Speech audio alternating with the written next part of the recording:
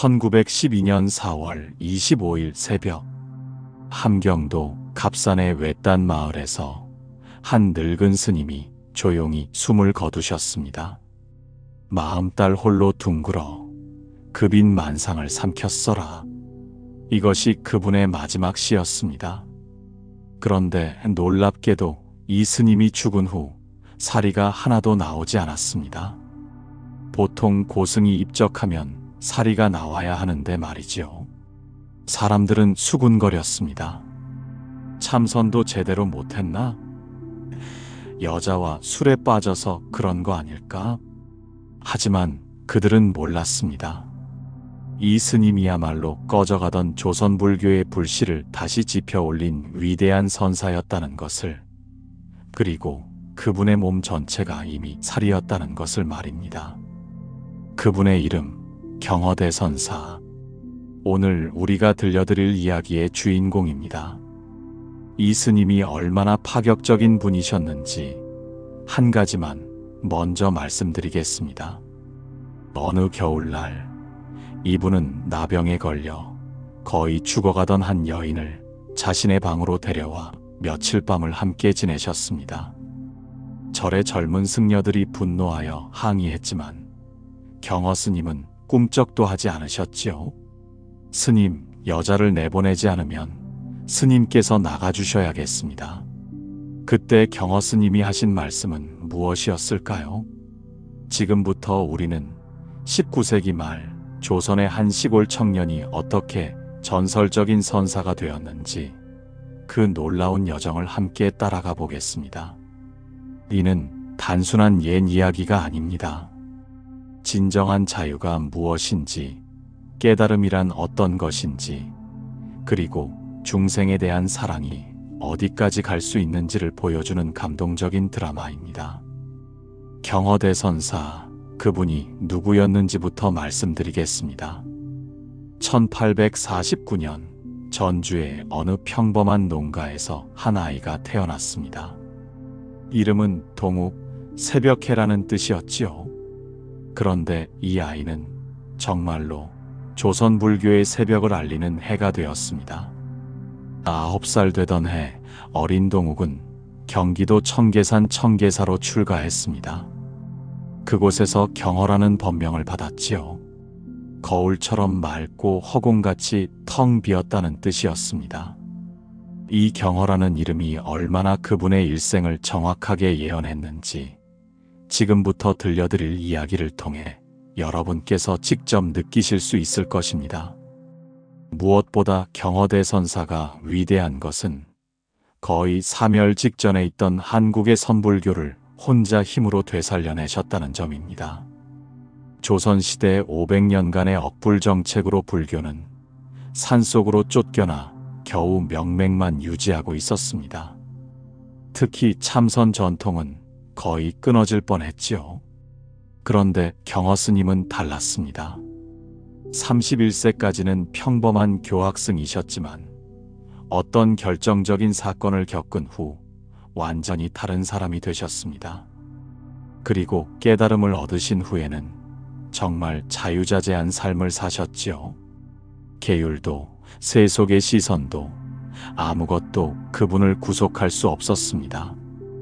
더욱 놀라운 것은 그분의 제자들입니다. 수월, 해월, 만공, 하남. 이들은 모두 근현대 한국 불교사의 거장들이 되었습니다. 특히 만공 선사는 오늘날까지도 많은 사람들에게 사랑받고 있지요. 경허 스님은 이들을 삼월이라고 부르며 아끼셨습니다. 경허 스님께서 남기신 법어 중에 이런 것이 있습니다. 만공은 복이 많아 대중을 많이 거느릴 테고, 정진력은 수월을 능가할 자가 없고, 지혜는 해월을 당할 자가 없다. 정말 정확한 예언이었습니다. 그런데 경허 스님의 일생에서 가장 놀라운 것은 무엇일까요? 바로 그분의 무예행입니다. 아무런 걸림이 없는 자유로운 행동이라는 뜻이죠. 깨달음을 얻은 후에 경허 스님은 정말 상식으로는 이해할 수 없는 일들을 많이 하셨습니다. 한겨울에 경전을 찢어서 벽지로 써서 추위를 막으시기도 하고 법회 중에 갑자기 옷을 벗고 알몸이 되시기도 하고 심지어는 스님 신분을 버리고 박난주라는 이름으로 환속하여 서당 훈장 노릇을 하시기도 했습니다.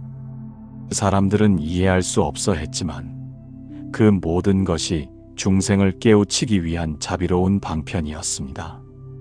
마치 어린아이를 가르치기 위해 때로는 당근을, 때로는 채찍을 드는 어머니의 마음과 같았지요. 그럼 이제 본격적으로 경허대선사의 놀라운 이야기 속으로 들어가 보겠습니다. 첫 번째 이야기는 그분이 어떻게 평범한 교학승에서 위대한 선사로 변하게 되었는지에 관한 것입니다. 제1부 깨달음에 이르는 길 제1화 천안의 전염병 생사를 넘나드는 깨우침 때는 1879년 경허 스님이 31세 되시던 해였습니다. 당시 스님은 충청남도 공주의 동학사에서 화엄경을 가르치는 강주로 계셨습니다. 동학사는 계룡산 자락에 위치한 유서 깊은 사찰로 조선시대부터 승려 교육의 중심지 역할을 해왔지요. 경허 스님은 그곳에서 10여 년간 교학을 강의하며 많은 제자들의 존경을 받고 계셨습니다. 해박한 지식과 명쾌한 강설로 이름이 높으셨지요. 그런데 어느 날 갑자기 어린 시절 청계사에서 가르침을 주셨던 은사계허 스님이 그리워지셨습니다. 오랫동안 스승님을 뵙지 못했구나. 한번 찾아뵈어야겠다. 경허 스님은 동학사의 일을 정리하시고 서울로 향하는 길에 오르셨습니다. 봄 기운이 완연한 어느 날이었지요. 그런데 여행길의 중간 지점인 충청남도 천안에 도착하시자 뭔가 이상한 기운을 느끼셨습니다. 평소 활기찬 시장 거리가 이상하게 조용했습니다. 사람들의 표정도 어둡고 무거웠지요. 그런데 한 걸음 한 걸음 마을 안으로 들어갈수록 상황은 더욱 심각해졌습니다. 곳곳에서 곡소리가 들려왔습니다. 그것도 한두 집이 아니라 거의 모든 집에서 말이지요. 길가에는 시체를 나르는 상여가 줄을 이었고 살아있는 사람들은 서로를 피하며 두려움에 떨고 있었습니다. 이게 무슨 일인가? 경허 스님이 한 마을 사람에게 물으시자 그 사람은 겁에 질린 얼굴로 대답했습니다. 스님, 무서운 병이 돌고 있습니다. 호열자라고 하는데 아침에 멀쩡하던 사람이 저녁에는 죽어버립니다. 스님도 빨리 이곳을 떠나세요. 호열자, 지금의 콜레라였습니다. 당시 조선에서는 이 병을 괴질이라고도 불렀는데 정말 괴상하고 무서운 질병이라는 뜻이었지요. 감염되면 심한 설사와 구토로 하루만 해도 죽을 수 있는 무서운 전염병이었습니다. 경허 스님은 그 참상을 목격하시며 큰 충격을 받으셨습니다. 한 집에서는 어머니가 죽은 아이를 껴안고 통곡하고 있었고 또 다른 집에서는 아버지가 아내와 자식을 모두 잃고 넋을 잃고 앉아 있었습니다. 이것이 바로 무상이구나. 경허 스님의 마음속에 깊은 깨달음이 일어나기 시작했습니다. 그때까지 스님은 동학사에서 학인들에게 이렇게 가르치고 계셨습니다. 생사를 벗어나는 것이 불교의 궁극적 목표입니다. 화엄경에서 말씀하시기를. 하지만 지금 눈앞에 펼쳐진 참상을 보니 그 모든 이론과 교리가 한순간에 무력해 보였습니다.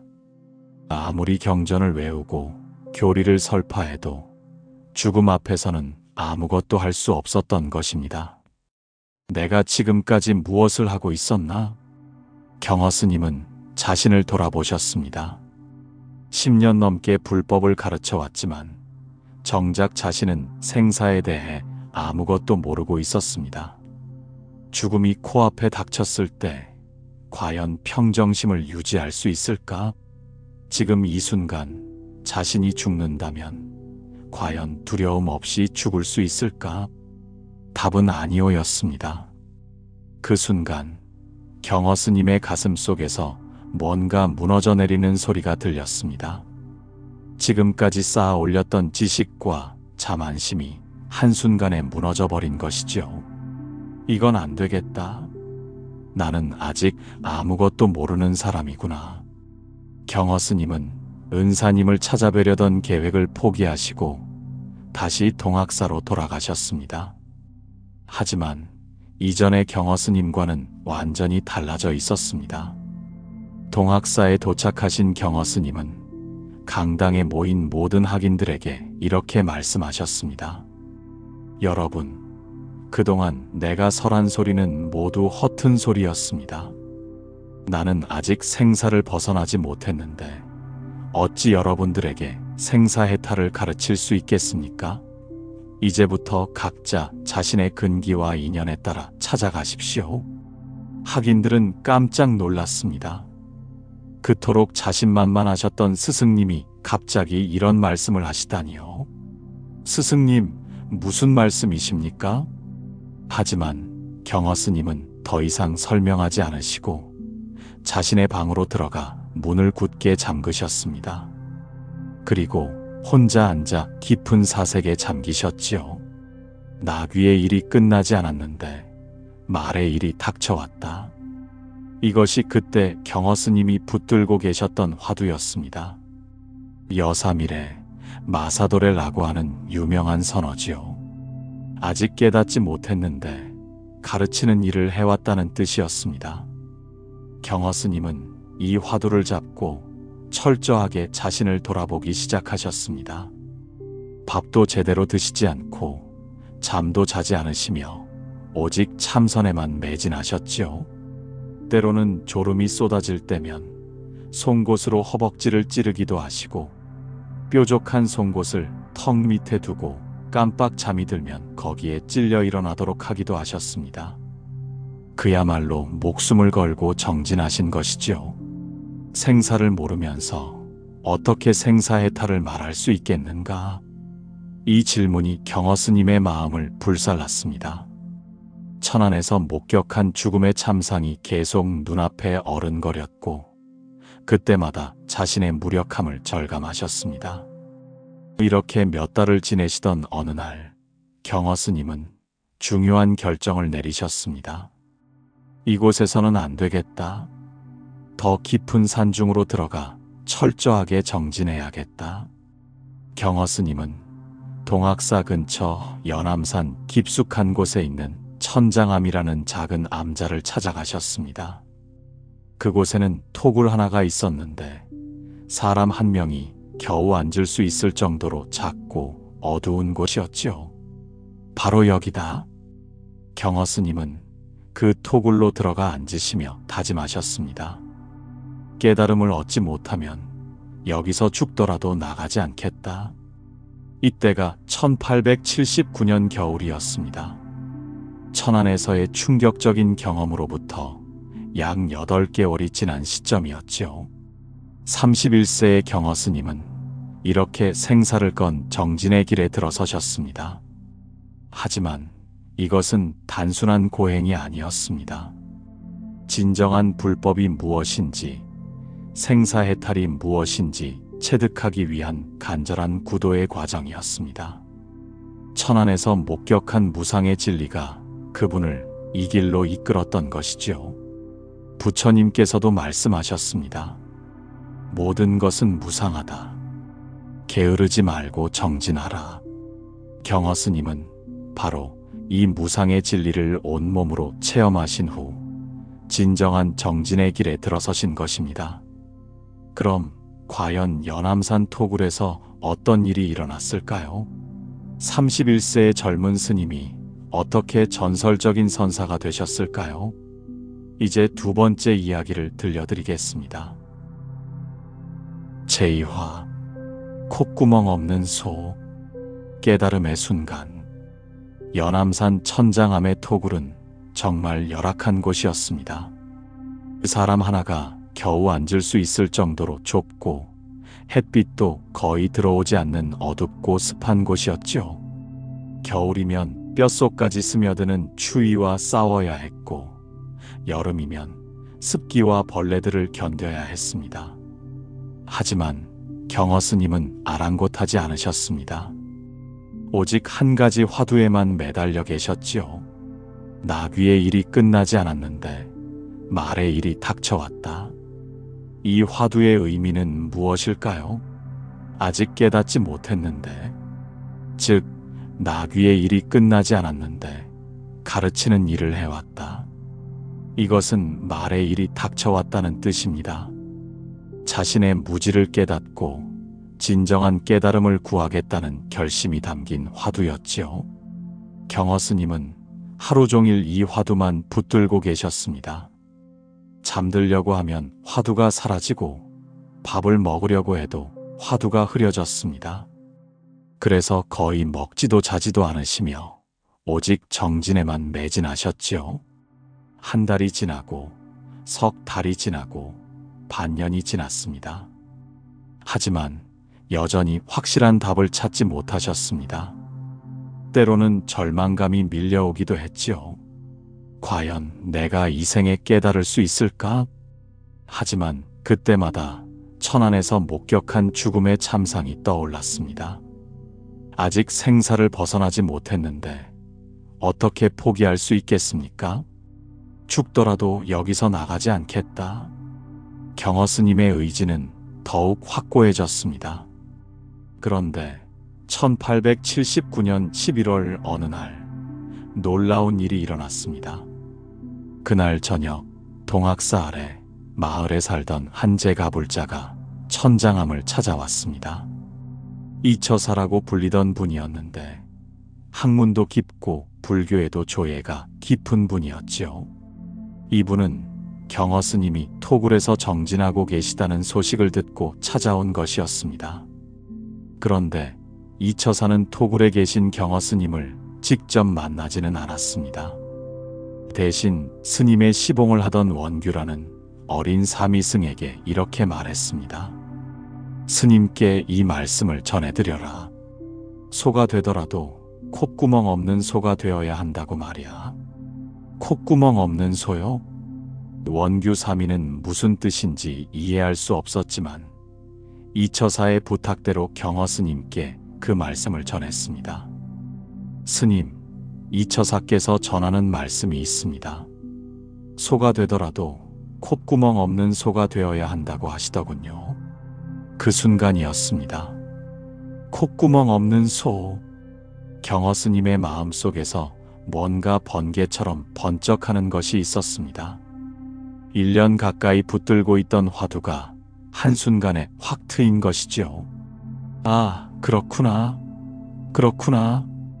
경허 스님은 토굴에서 큰 소리로 웃으셨습니다. 그 웃음소리가 산골짜기에 울려 퍼졌지요. 콧구멍 없는 소는 중국 선불교의 유명한 선어입니다. 법안 선사의 어록에 나오는 말로 아무런 분별심이 없는 순수한 상태를 나타내는 표현이지요. 소에게서 콧구멍을 없애버리면 무엇이 남을까요? 소도 아니고 그렇다고 다른 것도 아닌 그 어떤 개념으로도 규정할 수 없는 순수한 존재만 남게 됩니다. 경허 스님은 바로 이 순간을 기다리고 계셨던 것입니다. 나귀도 아니고 말도 아닌 그 어떤 분별심도 없는 순수한 깨달음의 세계를 말이지요. 나귀의 일도 없고 말의 일도 없구나. 처음부터 아무것도 없었구나. 그제야 경허 스님은 깨달으셨습니다. 지금까지 자신이 문제라고 생각했던 것들, 깨닫지 못했다고 고민했던 것들이 모두 분별심이 만들어낸 허상이었다는 것을요. 본래 우리의 마음은 부처와 다르지 않습니다. 다만 우리가 스스로 나는 깨닫지 못했다, 나는 범부다라고 생각하기 때문에 그렇게 보일 뿐이지요. 마치 맑은 거울에 먼지가 앉았다고 생각하지만 사실은 먼지라고 생각하는 것 자체가 환상인 것과 같습니다. 경허 스님은 이 진리를 온몸으로 체험하셨습니다. 그리고는 즉석에서 깨달음의 노래를 지으셨지요. 사방을 둘러보아도 사람이 없구나. 십방세계가 모두 내 집이로다. 밤중에 해가 솟아올라 만물을 두루 비추네. 이것이 경허 스님의 유명한 오도송입니다. 깨달음을 노래한 시지요. 사방을 둘러보아도 사람이 없다는 것은 내가 따로 있고 남이 따로 있다는 분별심이 사라졌다는 뜻입니다. 모든 것이 하나로 연결되어 있고 나와 우주가 다르지 않다는 깨달음이지요. 십방세계가 모두 내 집이라는 것은 어디든지 자유롭게 다닐 수 있는 해탈의 경지를 나타냅니다. 더 이상 어떤 것에도 얽매이지 않는 자유로운 상태를 말하는 것이지요. 밤중에 해가 솟아올라는 것은 어둠 속에서 갑자기 환한 지혜의 빛이 나타났다는 의미입니다. 무명의 어둠을 뚫고 지혜의 광명이 나타난 것을 표현한 것이지요. 경허 스님은 이렇게 1879년 11월 15일 마침내 대오각성을 이루셨습니다. 31세의 늦은 나이였지만 그만큼 깊고 확실한 깨달음이었습니다. 그런데 깨달음을 얻은 후에 경허 스님은 어떻게 하셨을까요? 바로 토굴에서 나와 세상에 나아가셨을까요? 아닙니다. 경허 스님은 더욱 신중하게 행동하셨습니다. 깨달음을 얻는 것도 중요하지만 그 깨달음을 일상생활에서 자유자재로 활용할 수 있어야 진정한 깨달음이라고 생각하셨기 때문입니다. 불교에서는 이것을 보임이라고 합니다. 깨달음을 보호하고 키워나가는 과정이지요. 마치 갓 태어난 아기를 정성스럽게 보살피듯 깨달음도 꾸준히 단련하고 익혀야 합니다. 경허 스님은 1886년까지 무려 7년간을 더 산중에서 보임 수행을 하셨습니다. 그 기간 동안 3명의 특별한 제자들이 찾아왔는데 바로 수월, 해월, 만공 스님들이었습니다. 경허 스님은 이들을 3월이라고 부르며 각별히 아끼셨지요. 만공은 복이 많아 대중을 많이 거느릴 것이고 정진력은 수월을 능가할 자가 없고 지혜는 해월을 당할 자가 없다. 이것이 경허 스님이 세 제자에 대해 하신 예언인데 훗날 모두 정확하게 맞아떨어졌습니다. 그런데 1886년 경허 스님은 놀라운 일을 하셨습니다. 갑자기 자신의 모든 소지품을 불태워버리신 것입니다. 가사와 바루, 염주와 주장자까지 모든 것을 화염 속에 던져버리셨지요. 이제 진정한 무예행을 시작할 때가 되었다. 37세의 경허 스님은 이렇게 말씀하시며 완전히 새로운 삶을 시작하셨습니다. 이때부터의 경허 스님은 정말 자유자재한 삶을 사셨는데 그 모습이 얼마나 파격적이었는지 지금부터 들려드리겠습니다. 제3화 지장암의 겨울. 경전을 찢어 벽지로 쓰다. 경허 스님의 무예행이 시작된 후 첫 번째로 놀라운 일이 일어난 곳은 지장암이라는 작은 암자였습니다. 천장암에서 조금 떨어진 산 모퉁이 골짜기에 있는 초가집 형태의 작은 암자였지요. 그해 겨울은 유난히 추웠습니다. 지장암은 오래되어 벽 사이사이에 틈이 나고 문창이 뒤틀어진 고옥이었는데 그런 곳에서 한겨울을 나야 했으니 추위가 얼마나 혹독했을지 상상해 보십시오. 보통 사람이라면 다른 곳으로 피했을 텐데 경허 스님은 달랐습니다. 오히려 그 추위를 수행의 기회로 삼으셨지요. 그런데 문제는 난방할 방법이 없다는 것이었습니다. 어느 날 밤 추위가 너무 심해서 잠을 잘 수가 없었습니다. 바람은 벽 틈으로 쌩쌩 불어들어오고 손발은 감각이 없을 정도로 얼어붙었지요. 그때 경허 스님의 눈에 무엇이 들어왔을까요? 불장 안에 보관되어 있던 화엄경이었습니다. 경허 스님은 주저하지 않고 그 화엄경을 꺼내 한 장 한 장 뜯기 시작하셨습니다. 그리고는 그 경전 종이로 문틈과 벽구멍을 막고 벽에 도배까지 하셨지요. 80권에 달하는 방대한 화엄경이 순식간에 벽지가 되었습니다. 며칠 후 경허 스님의 제자들이 스승님 안부가 궁금하여 지장암을 찾아왔습니다. 그런데 암자에 들어서자마자 깜짝 놀랐습니다.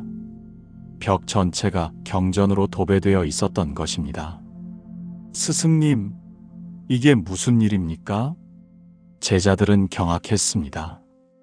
아무리 추워도 어떻게 경전을 뜯어서 벽지로 쓸 수 있단 말입니까? 화엄경은 부처님의 깨달음을 담은 가장 소중한 경전 중 하나인데 말이죠. 스승님, 경전을 뜯어서 도배를 해도 됩니까? 제자들이 떨리는 목소리로 물었습니다. 그때 경허 스님이 태연하게 대답하셨습니다. 자네들도 이 경지에 이르면 해보게. 이 한마디에 제자들은 할 말을 잃었습니다. 경허 스님의 이 행동은 단순한 기행이 아니었습니다. 여기에는 깊은 선적 의미가 담겨 있었지요. 첫째, 문자에 집착하지 않는다는 의미였습니다. 불교에서는 문자를 세우지 말고 언어에 의존하지 말라고 합니다. 아무리 좋은 경전이라도 그것은 달을 가리키는 손가락과 같은 것입니다. 중요한 것은 달, 즉 진리 자체이지 손가락, 즉 문자가 아니라는 뜻이지요.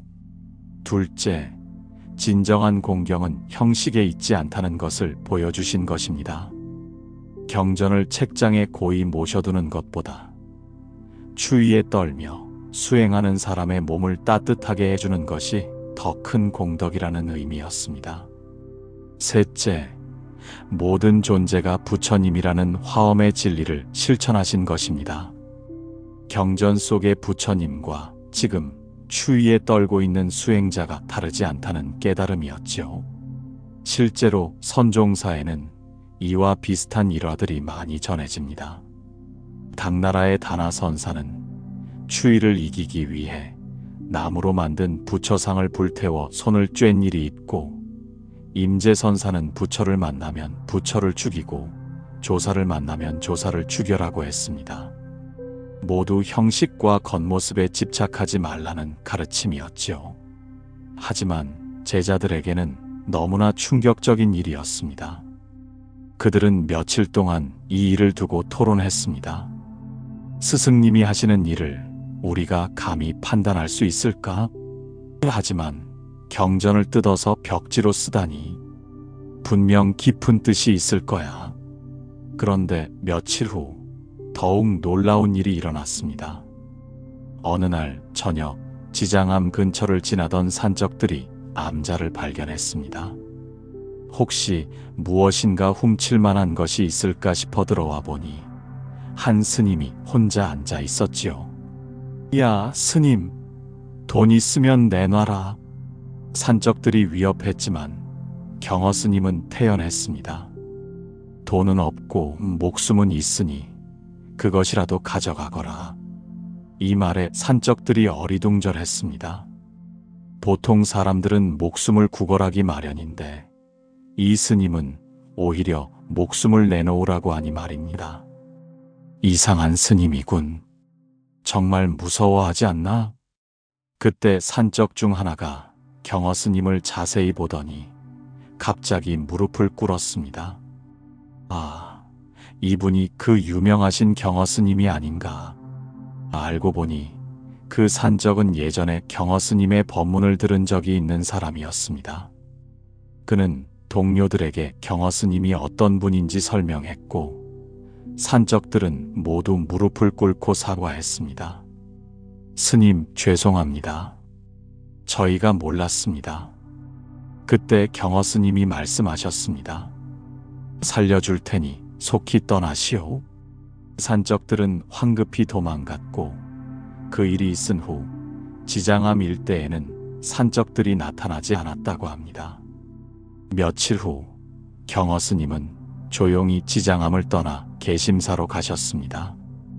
제자들이 찾아와 어디서 그런 고초를 겪으셨느냐고 묻자 경허 스님은 태연하게 답하셨습니다. 갯가에 구경 나갔다가 해풍에 그을려서 그렇다. 정말 태연한 모습이었지요. 이 일화를 통해 우리는 경허 스님의 경지가 어떠했는지 알 수 있습니다. 생사에 대한 두려움도 세속적인 가치에 대한 집착도 모두 벗어버리신 자유로운 상태였던 것입니다. 이것이 바로 무예행의 참모습이었습니다. 하지만 이것은 시작에 불과했습니다. 경허 스님의 무예행은 앞으로 더욱 놀라운 모습으로 전개되었거든요. 제사와 해인사의 나병 환자 여인, 자비의 극한. 경허 스님의 무예행 중에서도 가장 충격적이면서도 감동적인 일화가 바로 이것입니다. 해인사에서 나병에 걸린 한 여인과 며칠 밤을 함께 지내신 이야기 말이죠. 때는 어느 혹독한 겨울이었습니다. 경허 스님께서 경상남도 합천의 해인사에 머물고 계셨는데 그곳은 팔만대장경이 보관된 우리나라 불교의 성지 중 하나였습니다. 어느 날 밤 눈보라가 몰아치는 추운 밤이었습니다. 경허 스님께서 잠자리에 들려고 하시는데 밖에서 무언가 꿈틀거리는 소리가 들렸습니다. 스님이 문을 열고 나가보시니 눈 속에서 한 여인이 거의 죽어가고 있었습니다. 온몸이 눈에 파묻혀 있었고 이미 의식을 잃은 상태였지요. 그냥 두면 곧 얼어 죽을 상황이었습니다. 경허 스님은 주저하지 않으셨습니다. 그 여인을 들쳐 업고 자신의 방으로 데려가셨지요. 그리고는 따뜻한 곳에 눕혀 소생시키기 시작하셨습니다. 그런데 여인이 의식을 회복하자 경허 스님은 충격적인 사실을 발견하셨습니다. 그 여인은 나병, 즉 한센병에 걸린 환자였던 것입니다. 얼굴은 썩어서 코와 눈을 분간할 수 없었고 머리카락은 거의 다 빠져 있었으며 손가락 몇 개는 이미 떨어져 나가고 없었습니다. 온몸에서 심한 악취가 났고 살갗은 골마서 고름이 흘러나오고 있었지요. 당시 나병은 가장 무서운 전염병 중 하나였습니다. 걸리면 몸이 썩어 들어가면서 결국 죽게 되고 다른 사람에게도 전염될 수 있다고 여겨졌지요. 그래서 나병 환자들은 사회에서 완전히 격리되어 살아야 했습니다. 가족들조차 피하는 병이었습니다. 보통 사람이라면 깜짝 놀라서 그 여인을 다시 밖으로 내보냈을 것입니다. 아니, 승려라고 해도 마찬가지였을 것입니다. 자신의 생명이 위험할 수도 있으니까 말이지요. 하지만 경허 스님은 달랐습니다. 이미 데려왔으니 끝까지 돌봐야지. 스님은 그 여인을 자신의 방에 그대로 두시고 몸소 간병하기 시작하셨습니다. 따뜻한 죽을 끓여 먹이시고 깨끗한 물로 몸을 닦아주시고 상처에 약을 발라주셨지요.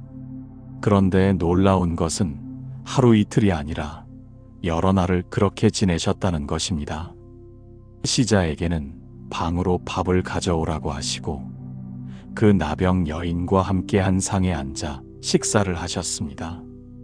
이 소식이 해인사에 퍼지자 대중들은 술렁거리기 시작했습니다.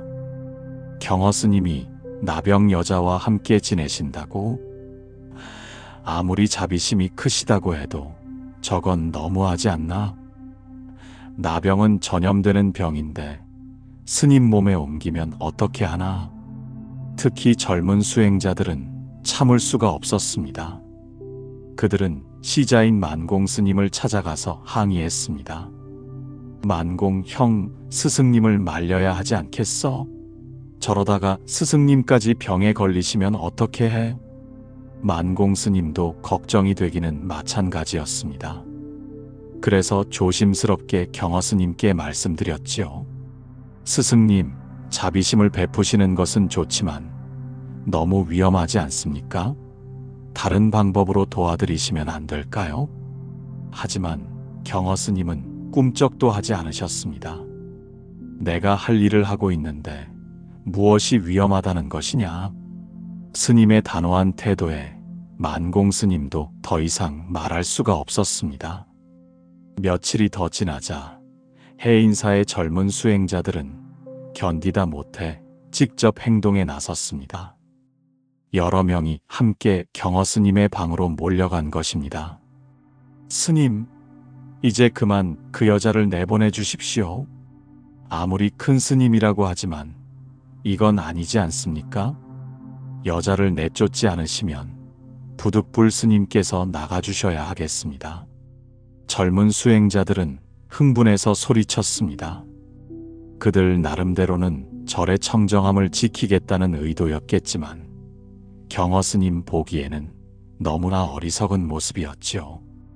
그때 경허 스님이 조용히 일어나시며 말씀하셨습니다. 그래, 내가 나가겠다. 그리고는 정말로 짐을 챙겨 그 나병 여인과 함께 해인사를 떠나버리셨습니다.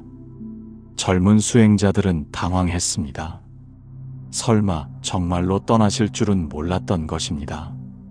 하지만 이미 때는 늦었지요. 경허 스님은 그 여인을 안전한 곳까지 데려다 주시고 회복될 때까지 돌봐주신 후에야 다른 곳으로 떠나셨습니다. 이 일화에 대해 후에 어떤 스님이 이런 평을 남겼습니다. 인간적인 너무나 인간적인, 그래서 초인적인 너무나 초인적인 일화였다.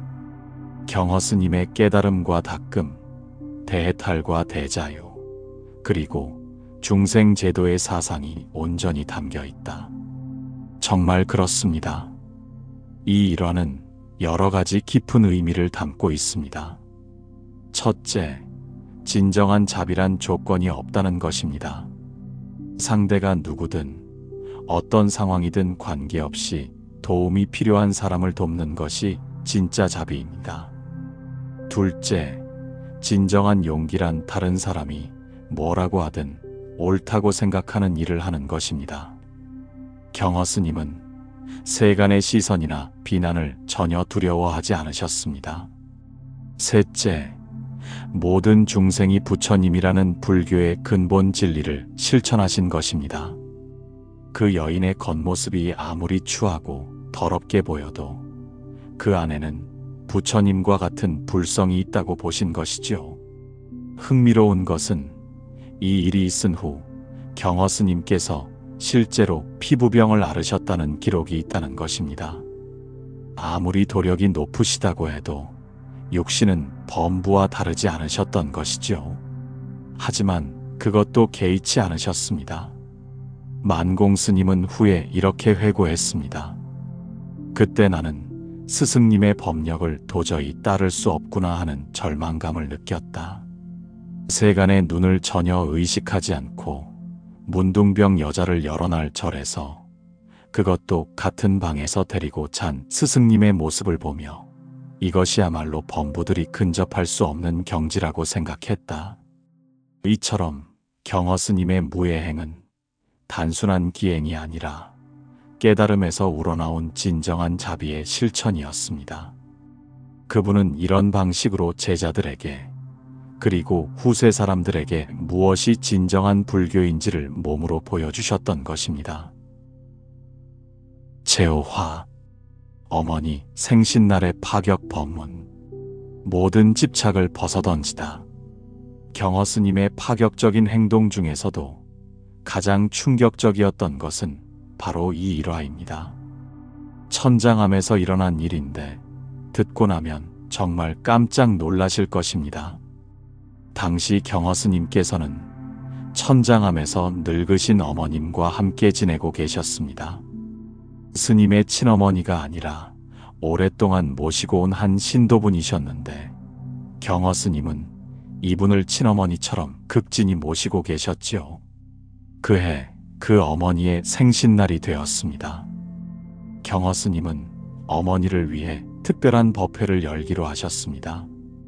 소식을 들은 많은 불자들이 천장암으로 모여들었지요.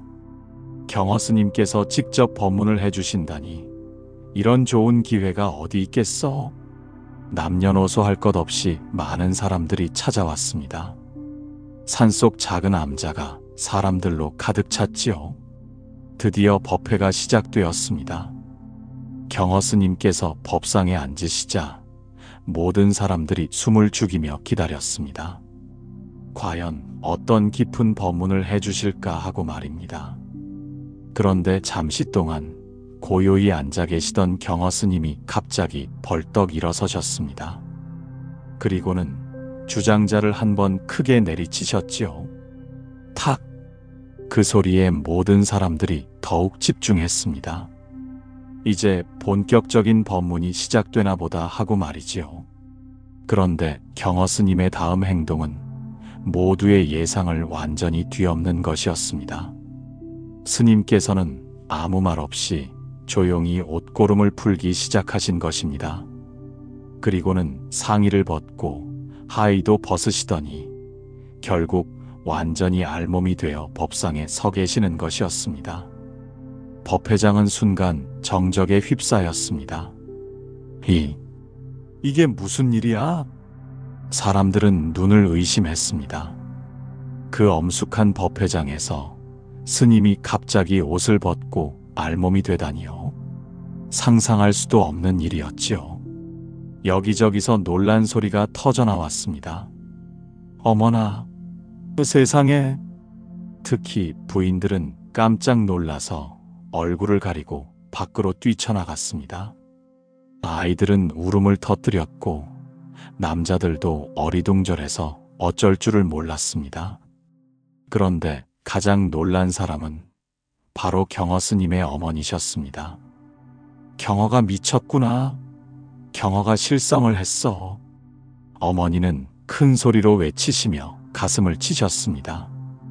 자신의 생신 법회에서 아들이 이런 일을 하다니 얼마나 당황스러우셨겠습니까? 하지만 경허 스님은 태어나셨습니다. 알몸으로 서서 조용히 사람들을 둘러보시더니 이렇게 말씀하셨습니다. 여러분, 이것이 진정한 법문입니다. 부끄러워할 것도 감출 것도 없는 것이 우리의 본래 모습입니다. 그리고는 다시 옷을 입으시고는 조용히 법상에서 내려오셨지요. 사람들은 완전히 혼란에 빠졌습니다. 어떤 사람들은 화를 내며 돌아갔고 어떤 사람들은 이해할 수 없다며 수군거렸습니다. 하지만 몇몇 사람들은 그 깊은 의미를 깨달았지요. 이 일화는 정말 충격적이지만 그 안에는 깊은 선적 의미가 숨어 있습니다. 첫째, 모든 분별심을 벗어버리라는 가르침이었습니다. 우리는 평상시 너무 많은 것들을 부끄러워하고 감추려고 합니다. 하지만 진정한 해탈의 경지에서는 그런 분별심이 모두 사라집니다. 둘째, 형식과 겉모습에 집착하지 말라는 메시지였습니다. 그 사람들은 스님이 단정한 모습으로 점잖게 법문해 주기를 기대했지만 경허 스님은 그런 고정관념을 완전히 깨뜨려 버리신 것이지요. 셋째, 진정한 청정함은 마음에 있다는 것을 보여주신 것입니다. 몸을 가리고 겉으로 점잖은 척해도 마음이 더러우면 소용없고 비록 몸은 드러내더라도 마음이 청정하면 그것이 진짜 청정이라는 의미였습니다. 실제로 선종사에는 이와 비슷한 일화들이 여럿 있습니다. 중국의 포화상 선사는 옷을 벗고 시장에 나가서 사람들을 교화했고 제천화상은 술에 취한 척하며 사람들의 고정관념을 깨뜨렸습니다. 모두 파격적인 방법으로 진리를 전한 것이지요. 하지만 이런 행동은 아무나 할 수 있는 것이 아닙니다. 철저한 깨달음이 바탕이 되어야 하고 순수한 교화의 의도가 있어야 합니다. 경허 스님께서 자네들도 이 경지에 이르면 해보게라고 하신 이유가 바로 여기에 있습니다. 그날 법회를 지켜본 사람들은 오랫동안 그 일을 잊을 수 없었습니다. 어떤 이는 분노했고 어떤 이는 당황했지만 진정한 구도자들은 그 깊은 의미를 깨달았죠. 특히 경허 스님의 제자들은 이 일을 통해 스승님의 경지가 얼마나 자유자재한지를 깨달았습니다. 세속의 눈에는 미친 짓으로 보일지 모르지만 그것이야말로 모든 집착과 분별심을 벗어난 진정한 해탈의 모습이었던 것입니다.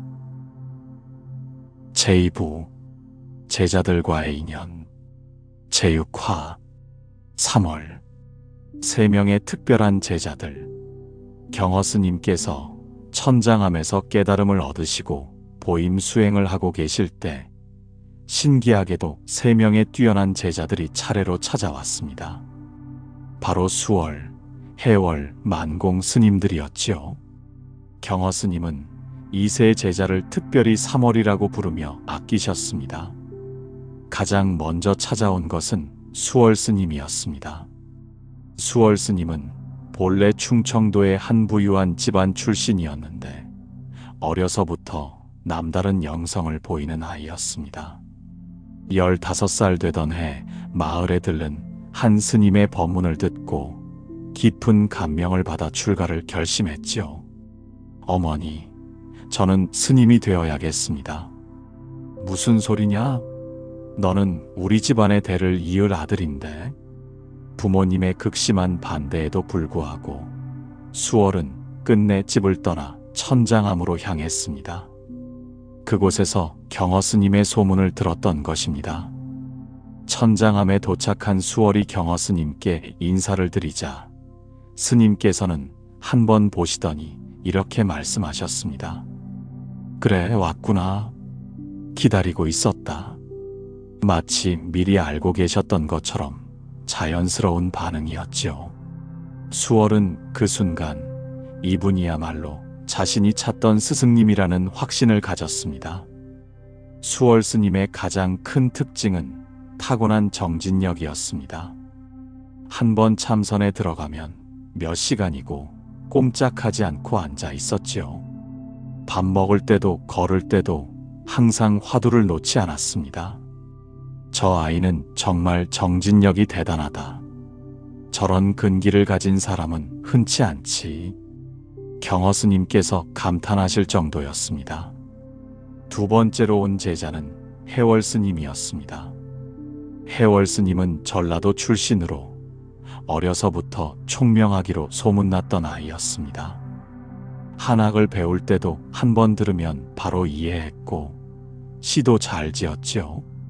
그런 그가 불교에 관심을 갖게 된 것은 우연한 기회였습니다. 어느 날 친구와 함께 놀다가 우연히 한 암자에 들렀는데 거기서 스님이 설하는 법문을 들었습니다.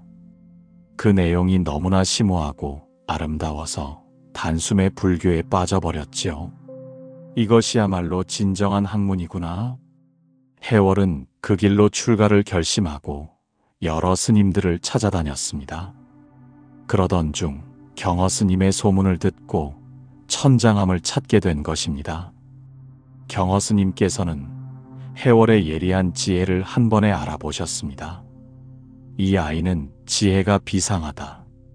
공부만 잘하면 큰 법사가 될 것이다. 해월 스님의 특징은 뛰어난 이해력과 사변적 지혜였습니다. 어려운 경전도 금세 이해했고 복잡한 불교 철학도 쉽게 설명할 수 있었지요.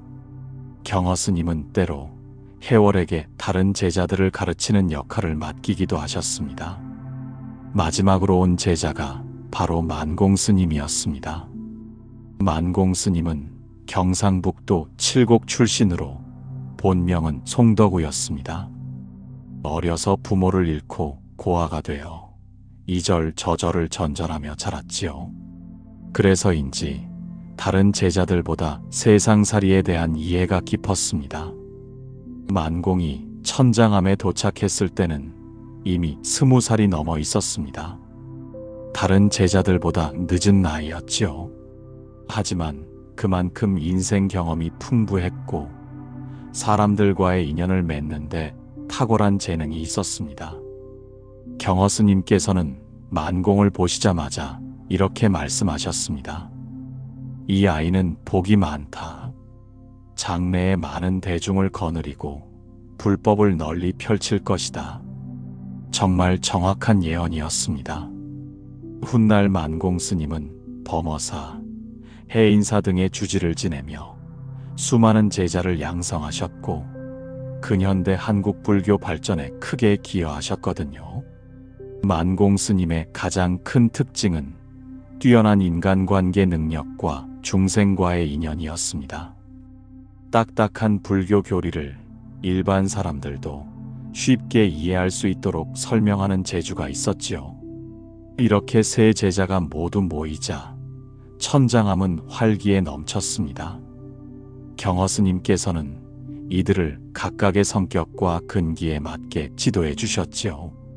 만공은 복이 많아 대중을 많이 거느릴 테고, 정진력은 수월을 능가할 자가 없고, 지혜는 해월을 당할 자가 없다. 이것이 경허 스님께서 세 제자에 대해 하신 유명한 평가입니다. 정말 정확한 인물평이었지요. 세 제자들은 서로 다른 특성을 가지고 있었지만 모두 경허 스님을 진심으로 존경했습니다. 그리고 스승님으로부터 각자에게 맞는 방식으로 지도를 받았지요.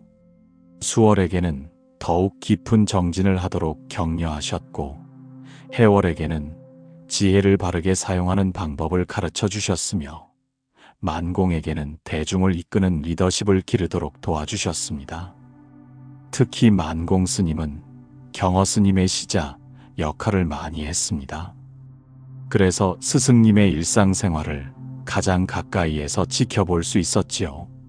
앞에서 말씀드린 나병 여인 일화도 만공 스님이 직접 목격한 것이었습니다. 세 제자들은 각자 다른 방식으로 스승님을 섬겼지만 모두 한 마음이었습니다. 경허 스님의 가르침을 받들고 그 정신을 세상에 전하겠다는 마음 말이지요. 그런데 1886년 경허 스님께서 갑자기 놀라운 결정을 내리셨습니다. 모든 소지품을 불태우고 무예행에 나서겠다고 선언하신 것입니다. 이제 진정한 자유의 길을 걸을 때가 되었다.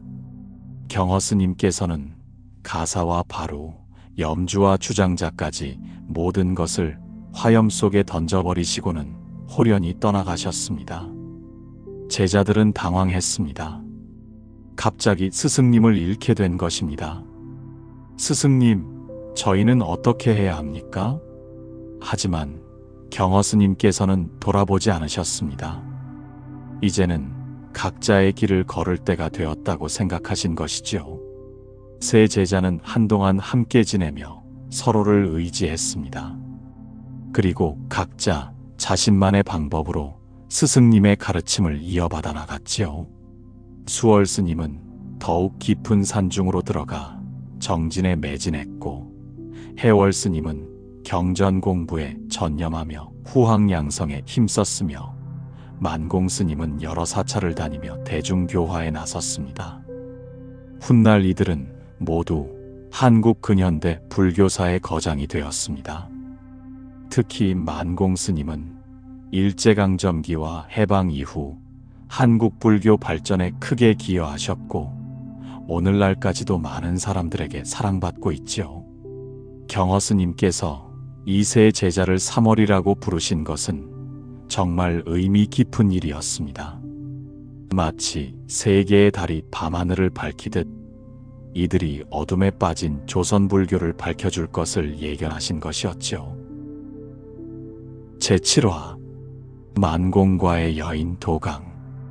진정한 깨달음이란. 세 제자 중에서도 만공 스님은 경허 스님과 함께한 일화가 가장 많이 전해집니다. 시자 역할을 했기 때문에 스승님을 가장 가까이에서 모셨기 때문이지요. 그 중에서도 가장 유명한 일화가 바로 이것입니다. 어느 봄날이었습니다. 경허 스님께서 만공 스님과 함께 길을 가고 계셨는데 앞에 작은 개울이 나타났습니다. 평소라면 쉽게 건널 수 있는 개울이었지만 그날은 봄비가 내린 후여서 물이 제법 불어 있었지요. 그런데 개울가에서 한 젊은 여인이 발을 구르며 망설이고 있었습니다. 치마를 입고 있어서 물을 건들기가 어려웠던 것이지요. 그렇다고 치마를 걷어 올리기도 부끄럽고 그래서 이러지도 저러지도 못하고 있었습니다. 만공 스님은 속으로 생각했습니다. 저 여자가 물을 못 건너고 있구나. 하지만 우리는 승려 신분이니까 어쩔 수 없지. 그냥 지나가야겠다. 당시 승려들은 여성과의 접촉을 극도로 꺼렸습니다. 계율상으로도 문제가 될 수 있고 세상 사람들의 시선도 좋지 않았기 때문이지요. 그런데 경허 스님께서는 달랐습니다. 그 여인을 보시자마자 주저하지 않고 다가가셨습니다. 아가씨, 제가 도와드리겠습니다. 예? 스님께서요? 여인은 깜짝 놀랐습니다. 스님이 자신을 도와주겠다고 하니 말이지요. 강을 건네드리겠으니 제 등에 업히십시오. 경허 스님께서는 태연하게 말씀하시며 등을 돌리셨습니다. 여인은 당황했지만 다른 방법이 없어서 조심스럽게 스님의 등에 업혔습니다. 경허 스님께서는 그 여인을 등에 업고 천천히 개울을 건너가셨습니다. 물이 무릎까지 차올랐지만 아랑곳하지 않으셨지요. 개울 건너편에 도착하자 여인이 공손히 인사했습니다. 스님, 정말 감사합니다. 스님 덕분에 무사히 건널 수 있었습니다. 별 말씀을요. 잘 가세요. 경허 스님께서는 미소를 지으며 여인을 보내셨습니다. 만공 스님은 이 모든 과정을 지켜보며 내심 불편했습니다. 아무리 그래도 스님이 여자를 등에 업다니 하는 생각이 들었던 것이지요. 두 스님은 다시 길을 걸었습니다. 한참을 걸었는데 만공 스님은 계속 그 일이 마음에 걸렸습니다. 결국 참지 못하고 스승님께 말씀드렸습니다. 스승님, 아까 그 일 말입니다. 무슨 일? 경허 스님께서는 무엇을 말하는지 모르겠다는 표정을 지으셨습니다. 아까 여자분을 등에 업어서 강을 건네드신 일 말입니다. 출가자가 어찌 젊은 여자를 등에 업을 수 있습니까? 만공 스님은 조심스럽지만 솔직하게 자신의 생각을 말했습니다. 그때 경허 스님께서 빙그레 웃으시며 대답하셨습니다. 나는 그 여자를 냇가에 내려놓고 왔는데 너는 아직도 여자를 등에 업고 있느냐?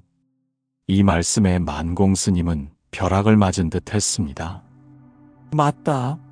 스승님은 이미 그 일을 완전히 잊고 계시는데 나만 계속 그 생각에 사로잡혀 있었구나. 만공 스님은 그 순간 큰 깨달음을 얻었습니다. 진정한 깨달음이란 무엇일까요? 이 일화는 그것을 명확하게 보여줍니다. 경허 스님께서는 그 순간순간 필요한 일을 하셨을 뿐입니다. 여인이 도움이 필요하니까 도와주셨고 도와드린 후에는 그 일을 완전히 놓아버리셨지요. 과거에 얽매이지도 않고 미래를 걱정하지도 않으셨습니다. 반면에 만공 스님은 이미 끝난 일을 계속 마음에 담아두고 있었습니다. 스님이 여자를 업었다. 계율에 어긋나는 것 아닌가. 사람들이 뭐라고 할까 등등. 온갖 생각들이 머릿속을 맴돌고 있었던 것이죠. 나는 그 여자를 냇가에 내려놓고 왔는데 너는 아직도 여자를 등에 업고 있느냐? 이 말씀은 선불교 역사상 가장 유명한 법어 중 하나가 되었습니다. 진정한 자유란 무엇인지를 한마디로 보여준 것이지요. 우리는 살아가면서 수많은 일들을 경험합니다. 기쁜 일도 있고 슬픈 일도 있지요. 그런데 그 모든 일들을 다 마음에 담아두고 산다면 얼마나 무겁겠습니까? 진정한 지혜란 필요할 때는 최선을 다하고 끝난 후에는 깨끗하게 놓아버리는 것입니다. 과거에 사로잡히지도 않고 미래를 지나치게 걱정하지도 않으면서 오직 현재 이 순간에 충실하게 사는 것이죠. 경허 스님께서는 바로 이런 삶을 사셨습니다. 그래서 나병 여인을 도울 때도 주저하지 않으셨고 젊은 수행자들이 항의할 때도 담담하게 떠나셨던 것입니다. 모든 일에 최선을 다하지만 그 결과에 집착하지는 않으셨지요. 만공 스님은 이 일화를 통해 스승님의 경지를 조금이나마 이해할 수 있었습니다. 그리고 평생에 걸쳐 그 가르침을 실천하려고 노력하셨지요. 훗날 만공 스님께서도 이와 비슷한 상황에 처했을 때 경허 스님의 가르침을 기억하며 주저하지 않고 도움의 손길을 내밀었습니다. 그리고 도운 후에는 깨끗하게 잊어버리셨지요. 이 일화는 단순한 예시이야기가 아닙니다. 오늘날 우리에게도 중요한 교훈을 주는 이야기지요. 우리도 살아가면서 수많은 선택의 순간에 직면합니다. 그때마다 나는 그 여자를 냇가에 내려놓고 왔는데 너는 아직도 여자를 등에 업고 있느냐? 는 경허 스님의 말씀을 기억한다면 좀 더 자유롭고 지혜로운 삶을 살 수 있을 것입니다. 제3부 무예행의 도인 제8화 머슴이 된 스님 세상 속에서의 수행 1886년 경허 스님께서 모든 소지품을 불태우고 무예행에 나서신 후 가장 놀라운 일이 벌어졌습니다. 바로 완전히 다른 사람이 되어버리신 것이지요. 어느 날 갑자기 경허 스님의 모습이 사라졌습니다. 제자들이 아무리 찾아도 찾을 수가 없었지요. 그런데 몇 달 후 정말 믿기 어려운 소식이 들려왔습니다. 경허 스님께서 환속을 하셨다는 것이었습니다. 스님 신분을 버리고 박난주라는 이름으로 속세에서 살고 계시다는 것이지요. 설마 그럴 리가 없어. 경허 스님께서 환속을 하셨다고? 사람들은 믿을 수 없어 했습니다. 그 깨달음의 경지에 있던 분이 어떻게 환속을 할 수 있단 말입니까? 하지만 그것은 사실이었습니다. 경허 스님께서는 정말로 스님의 모습을 벗어버리시고 평범한 사람의 모습으로 세상에 나오셨던 것입니다. 그런데 더욱 놀라운 것은 스님이 무엇을 하고 계셨는가 하는 것이었습니다. 바로 한 부잣집의 머슴이 되어 일을 하고 계셨던 것입니다. 그 부자는 성격이 고약하기로 소문난 사람이었습니다. 하인들을 혹독하게 부리고 조금만 마음에 안 들어도 매질을 했지요. 그래서 머슴들이 오래 버티지 못하고 도망가는 집이었습니다.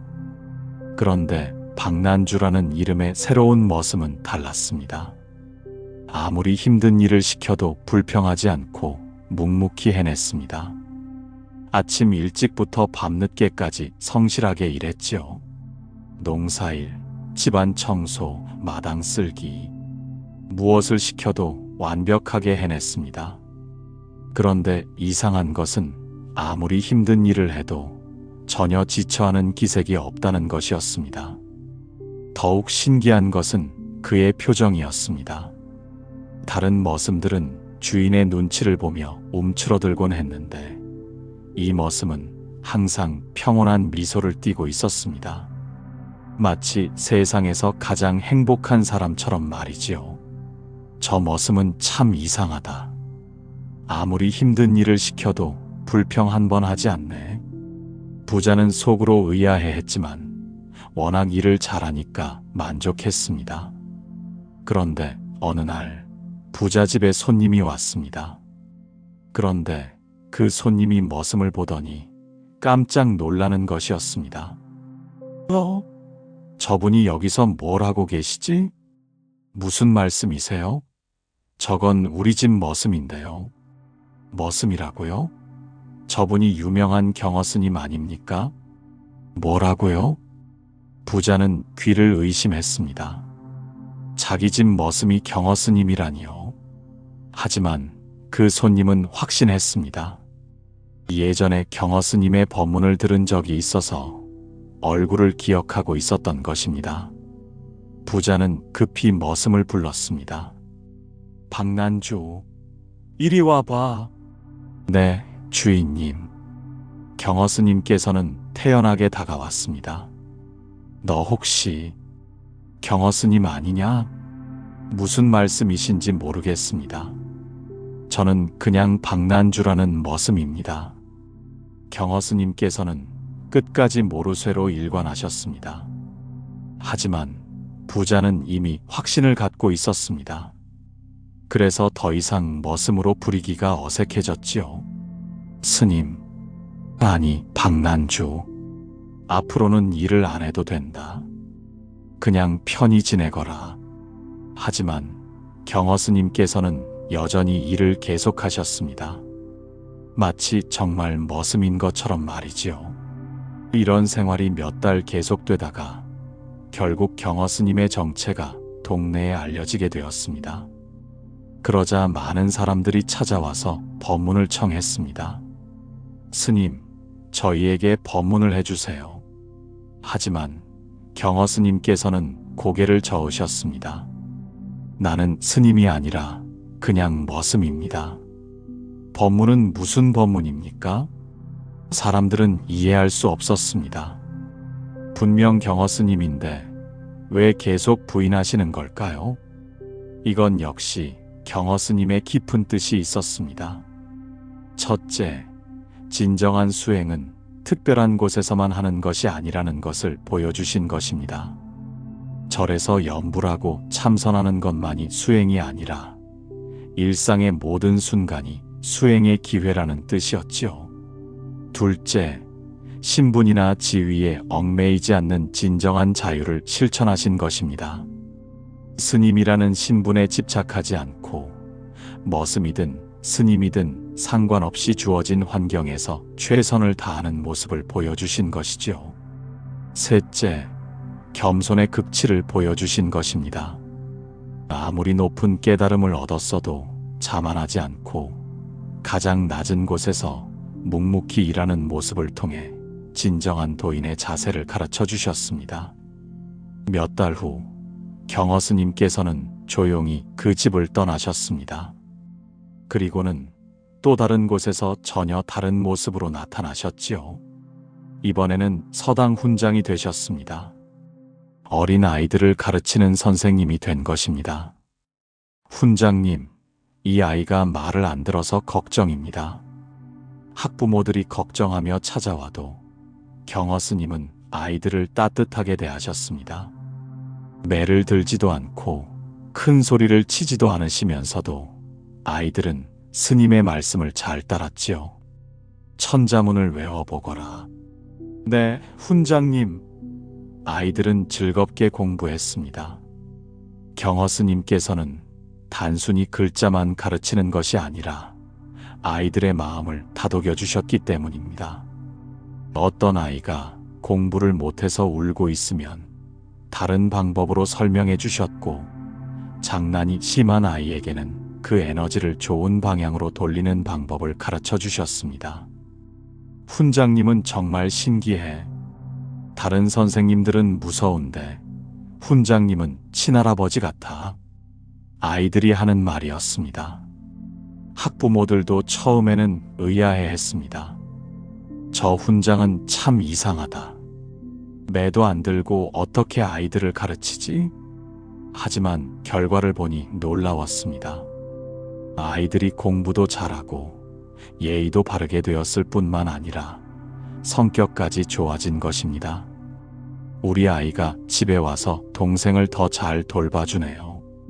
예전에는 거짓말도 자주 했는데 이제는 정직해졌어요. 경허 스님께서는 아이들을 가르치시면서도 깊은 교육 철학을 실천하고 계셨던 것입니다. 무엇보다 아이들의 순수한 마음을 소중히 여기셨지요. 어느 날 한 아이가 물었습니다. 훈장님, 부처님이 누구예요? 다른 어른이라면 복잡하게 설명했겠지만 경허 스님은 간단하게 답하셨습니다. 너희들처럼 착한 마음을 가진 분이란다. 그럼 우리도 부처님이 될 수 있어요? 물론이지. 지금도 너희들은 작은 부처님들이야. 아이들은 이런 이야기를 들으며 자연스럽게 불교 정신을 익혀나갔습니다.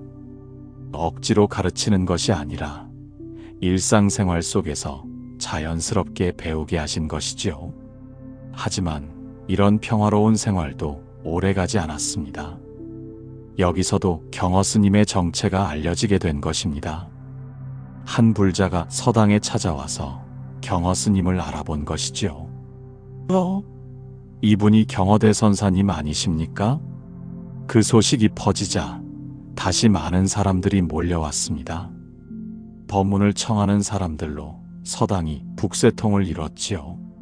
경허 스님께서는 이런 상황을 원하지 않으셨습니다. 조용히 아이들을 가르치고 싶었는데 자꾸 사람들이 몰려오니 아이들 교육에 지장이 생겼던 것입니다. 결국 경허 스님께서는 서당을 떠나기로 결심하셨습니다. 마지막 날 아이들이 울면서 말렸습니다. 훈장님, 가지 마세요. 우리가 잘못했어요? 경허 스님께서는 아이들을 하나하나 어루만져 주시며 말씀하셨습니다. 너희들은 잘못한 게 없다. 이제 너희들은 충분히 컸으니까 스스로 잘할 수 있을 거야.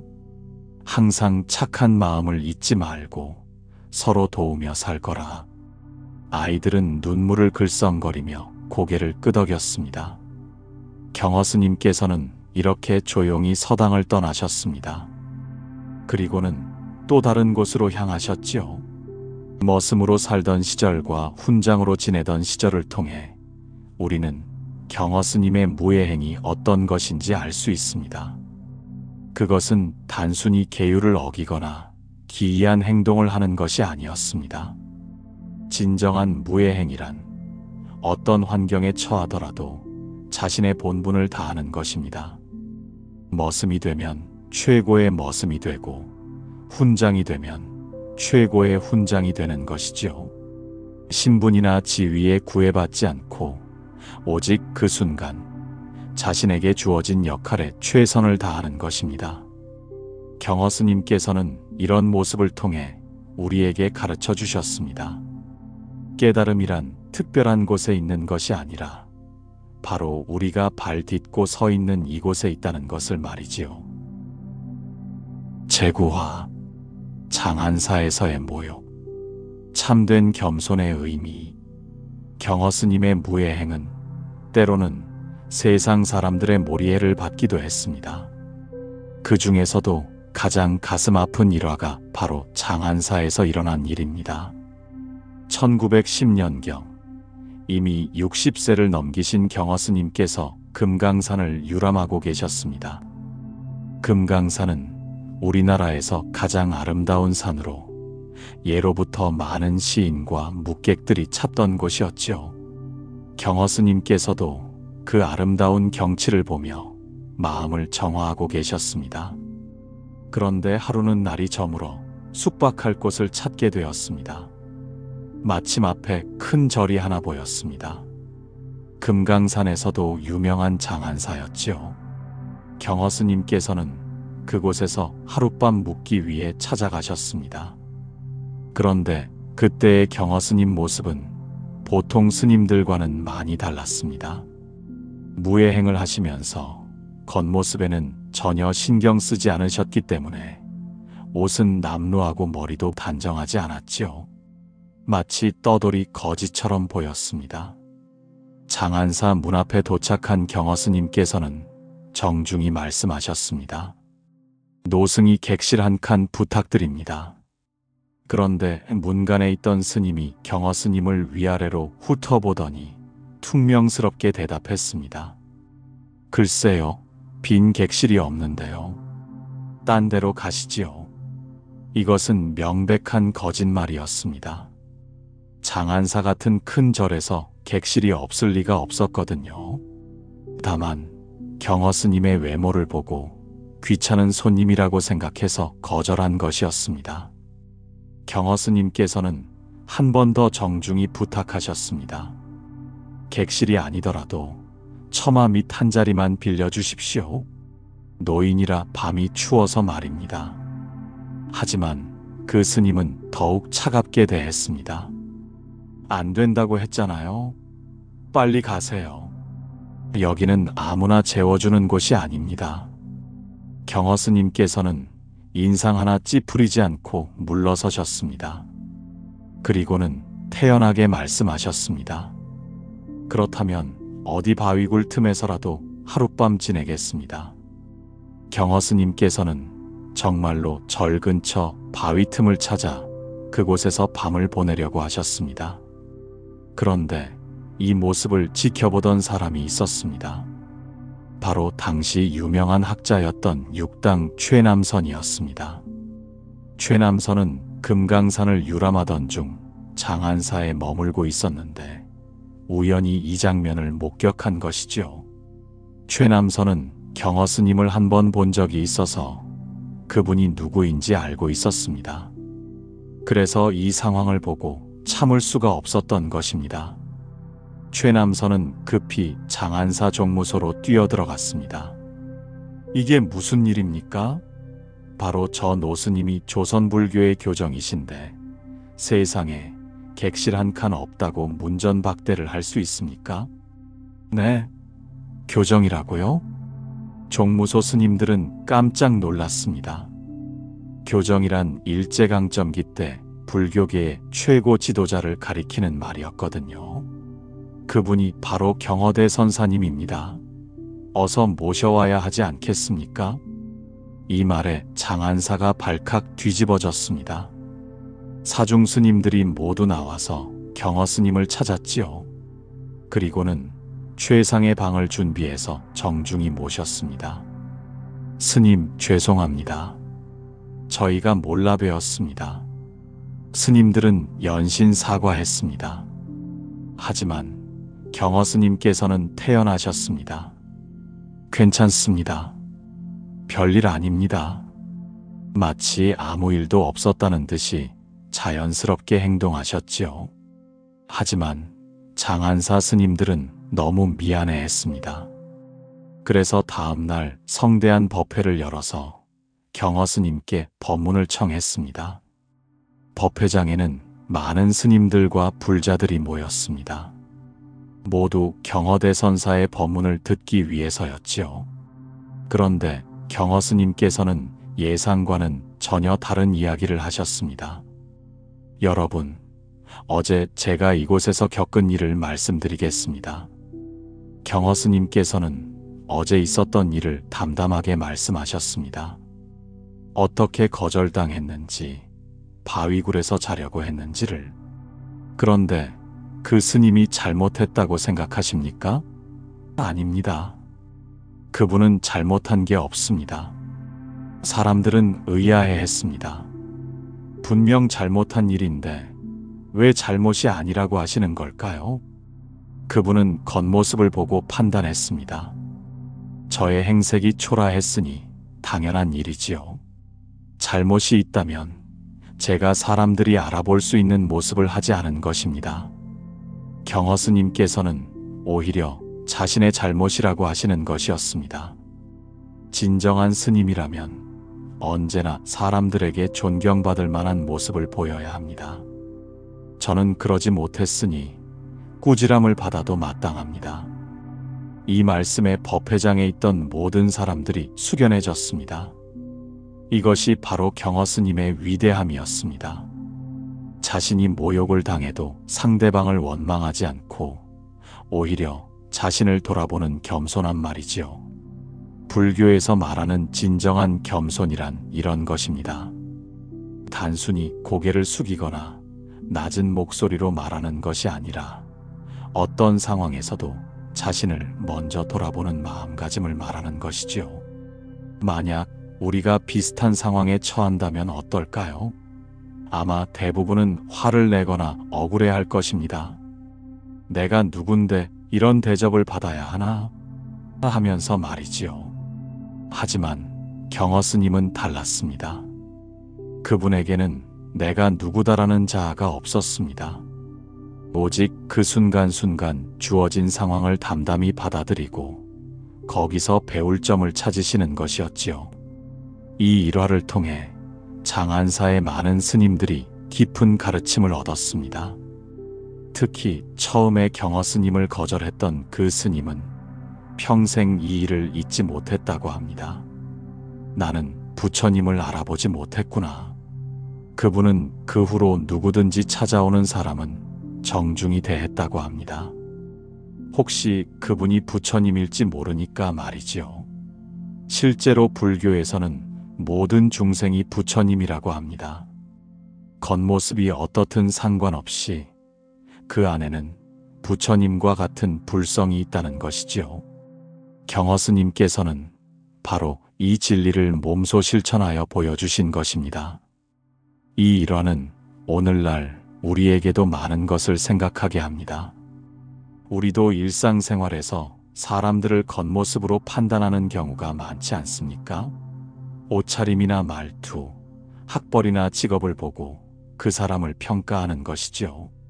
하지만 경허 스님의 이야기를 들으면 그런 편견이 얼마나 어리석은지 깨닫게 됩니다. 진정으로 귀한 것은 겉모습이 아니라 그 사람의 마음이며 우리는 언제나 모든 사람을 부처님처럼 대해야 한다는 것을 말이지요. 제10화 함경도에서의 마지막 나날들. 영원한 귀향. 1912년 경허대 선사께서는 63세의 나이로 인생의 마지막 여정을 시작하셨습니다. 그 마지막 행선지는 의외의 곳이었습니다. 바로 함경도 갑산의 웅이방 도하동이라는 외진 마을이었지요. 왜 경허 스님께서 그 먼 북방 땅을 택하셨을까요? 아마도 조용한 곳에서 생의 마지막을 보내고 싶으셨던 것 같습니다. 평생 파격적인 무예행으로 사람들의 이목을 끌었던 분이 마지막만큼은 고요히 지내고 싶으셨던 것이지요. 함경도 갑산은 정말 외진 곳이었습니다. 높은 산들에 둘러싸인 작은 마을로 겨울이면 눈이 깊이 쌓여서 바깥 세상과 거의 단절되는 곳이었지요. 그곳에서 경허 스님께서는 박난주라는 이름으로 조용히 지내고 계셨습니다. 마을 사람들은 이 노인이 누구인지 몰랐습니다. 다만 어디선가 온 학식 있는 분이라는 정도로만 알고 있었지요.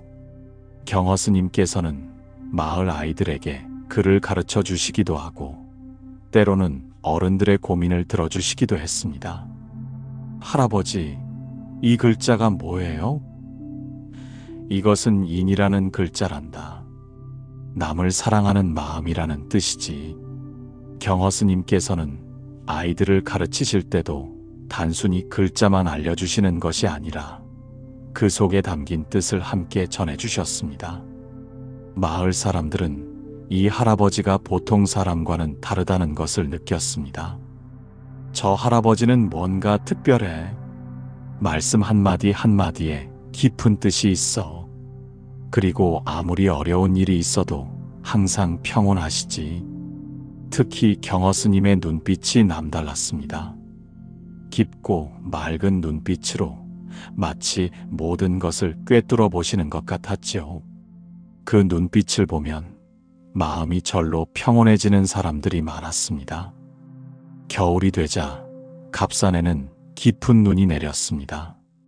경허 스님께서는 그 하얀 설경을 바라보며 무엇을 생각하고 계셨을까요? 아마도 자신의 삶을 돌아보며 이제 떠날 때가 되었음을 느끼고 계셨을 것입니다.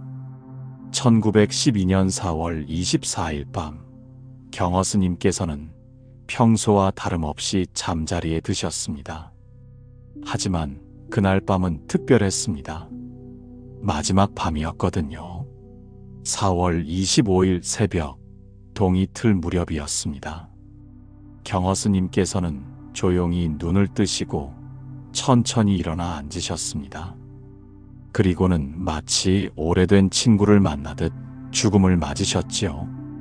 경허 스님께서는 붓을 들어 마지막 시를 쓰기 시작하셨습니다.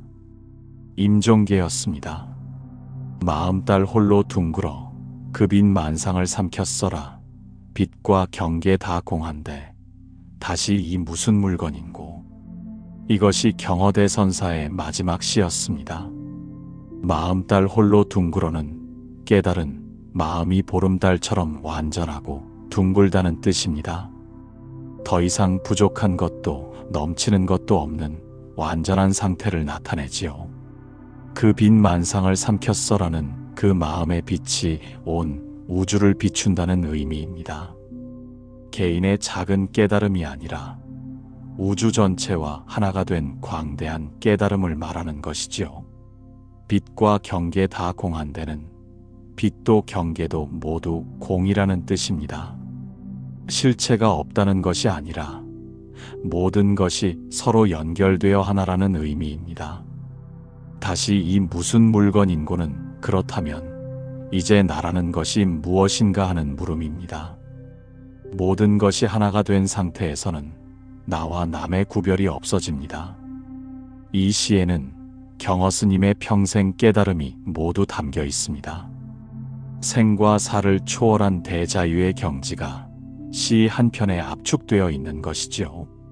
임종계를 다 쓰신 경허 스님께서는 붓을 내려놓고 조용히 눈을 감으셨습니다.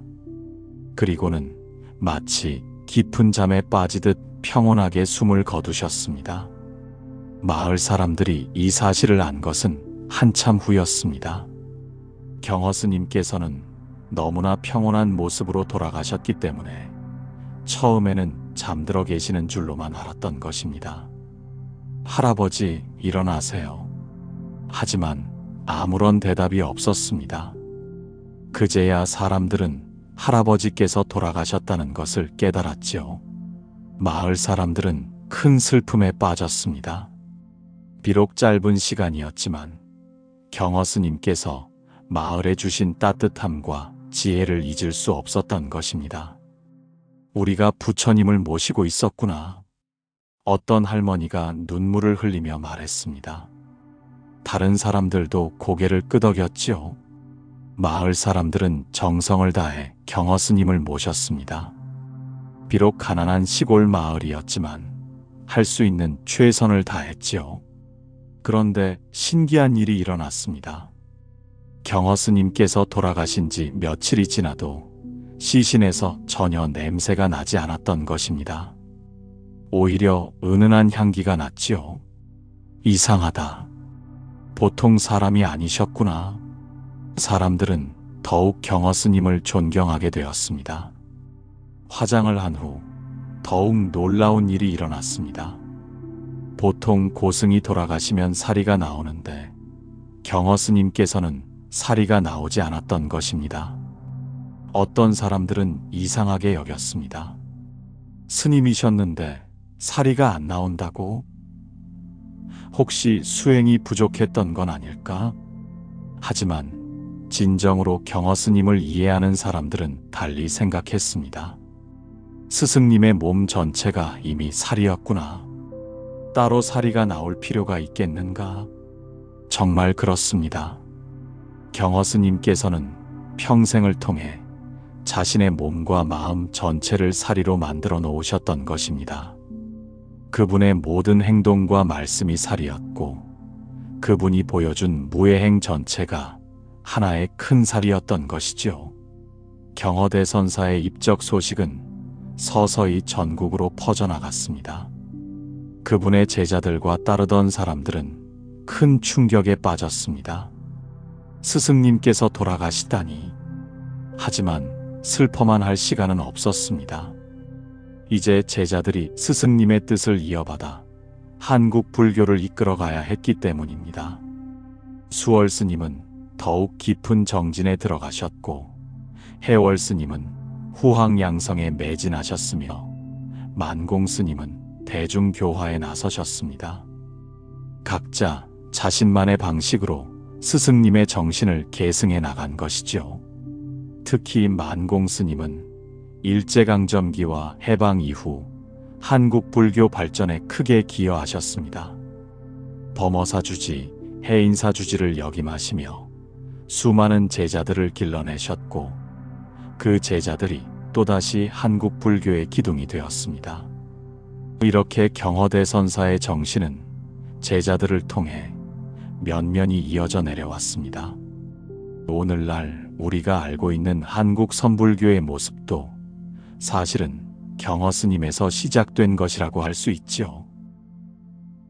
제4부 영원한 가르침 제11화 경허스님의 선법 살아있는 지혜.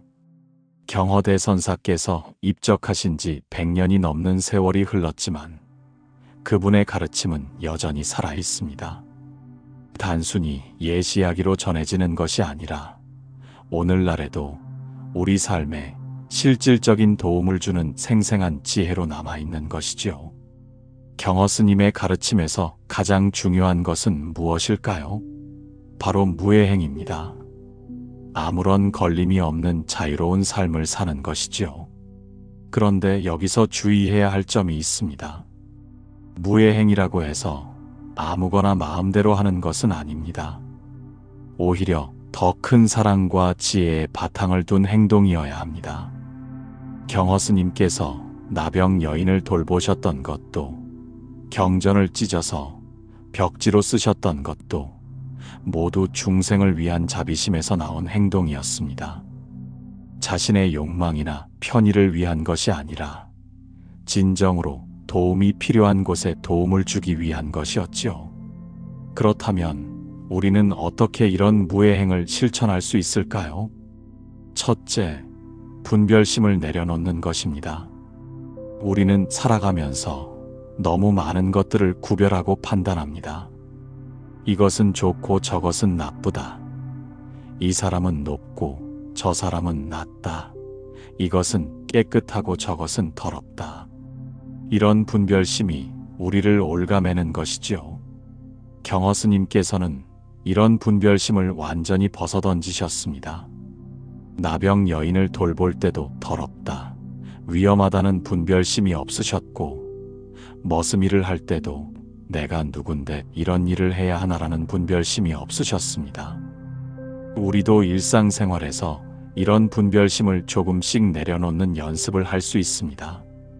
사람을 만날 때 겉모습으로 판단하지 않고, 일을 할 때 귀하고 처남을 따지지 않으며 상황을 만날 때 좋고 나쁨에 얽매이지 않는 것이지요. 둘째, 현재 순간에 충실하는 것입니다. 경허스님께서는 항상 지금 이 순간에 온전히 집중하셨습니다. 머슴일을 할 때는 최고의 머슴이 되었고, 아이들을 가르칠 때는 최고의 선생님이 되셨지요. 과거를 후회하거나 미래를 걱정하는 대신 오직 현재 자신에게 주어진 일에만 집중하셨습니다. 우리도 이런 자세를 배울 수 있습니다. 일할 때는 일에만 집중하고 쉴 때는 온전히 쉬며 사람과 이야기할 때는 그 사람에게만 집중하는 것이죠. 이것이 바로 선의 기본 정신입니다. 셋째, 겸손한 마음을 갖는 것입니다. 경허스님께서는 아무리 높은 깨달음을 얻으셨어도 결코 자만하지 않으셨습니다. 장안사에서 모욕을 당하셨을 때도 화내지 않으시고 오히려 자신의 부족함을 반성하셨지요. 진정한 겸손이란 자신을 낮추는 것이 아니라 항상 배우려는 마음을 갖는 것입니다. 어떤 상황에서든 어떤 사람에게서든 배울 점을 찾으려고 노력하는 것이지요. 넷째, 무조건적인 사랑을 실천하는 것입니다.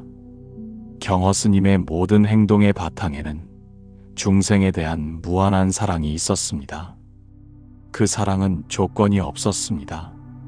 상대가 누구든 어떤 상황이든 관계없이 도움이 필요한 곳에 도움을 주는 사랑이었지요. 우리도 이런 무조건적인 사랑을 실천할 수 있습니다. 가족에게, 친구에게, 동료에게, 심지어는 낯선 사람에게도 따뜻한 마음을 보내는 것이지요. 이것이 바로 자비의 실천입니다. 다섯째, 자유로운 마음을 갖는 것입니다.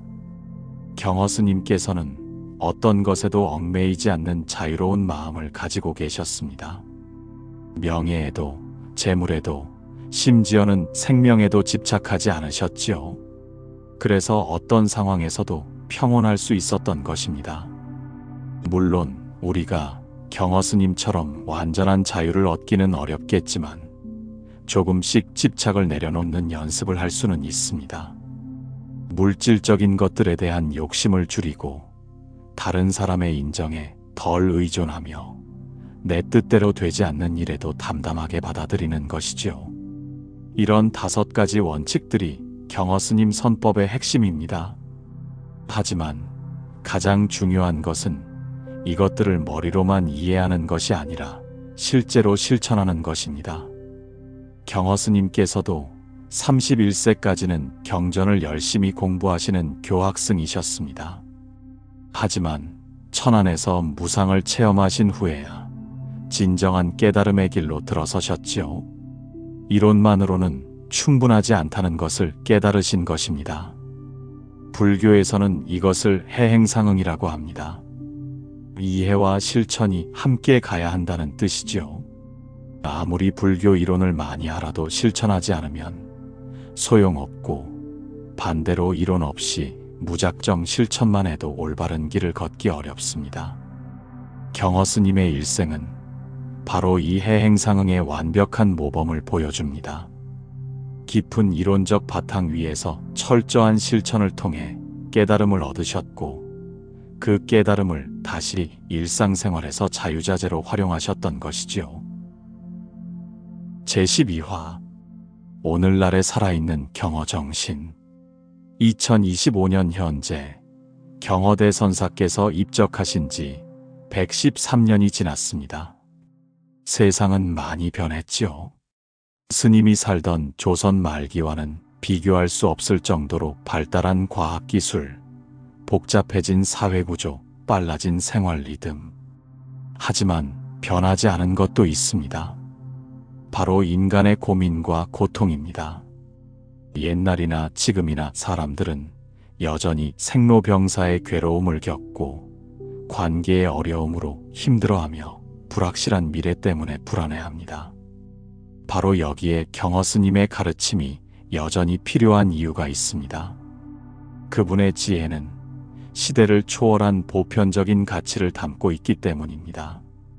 예를 들어 현대인들이 가장 힘들어하는 것 중 하나가 바로 스트레스입니다. 치열한 경쟁 사회에서 살아가다 보니 마음의 평안을 잃기 쉽지요. 이럴 때 경허 스님의 나는 그 여자를 냇가에 내려놓고 왔는데 너는 아직도 여자를 등에 업고 있느냐? 는 말씀을 기억해 보십시오. 이미 지나간 일에 계속 매달려 있으면 현재 순간을 제대로 살 수 없습니다. 과거는 깨끗하게 놓아버리고 지금 이 순간에 집중하는 것. 이것이 바로 스트레스를 해결하는 지혜입니다. 또한 현대사회는 너무 많은 정보와 선택지로 인해 혼란스럽습니다. 무엇이 옳고 무엇이 그른지 판단하기 어려운 일들이 많지요. 이럴 때는 경허 스님의 무해행 정신을 생각해 볼 수 있습니다. 중요한 것은 형식이나 겉모습이 아니라 진정성입니다. 진심으로 다른 사람을 돕고자 하는 마음이 있다면 어떤 방법을 택하든 옳은 길이 될 수 있습니다. 경허 스님께서 나병 여인을 돌보실 때도 세상 사람들은 스님이 어떻게 그런 일을 할 수 있나? 라고 비난했습니다. 하지만 스님께서는 진정한 자비가 무엇인지를 행동으로 보여주셨지요. 오늘날에도 마찬가지입니다. 남들이 뭐라고 하든 진정으로 옳다고 생각하는 일이라면 용기 있게 실천해야 합니다. 이것이 바로 현대판 무해행입니다. 특히 요즘 사회 문제들을 보면 경허 스님의 정신이 더욱 절실합니다. 차별과 혐오, 갈등과 대립이 심각한 수준에 이르렀지요. 이럴 때일수록 경허 스님께서 보여주신 무조건적인 사랑과 포용의 정신이 필요합니다. 경허 스님께서는 신분이나 계층에 관계없이 모든 사람을 평등하게 대하셨습니다.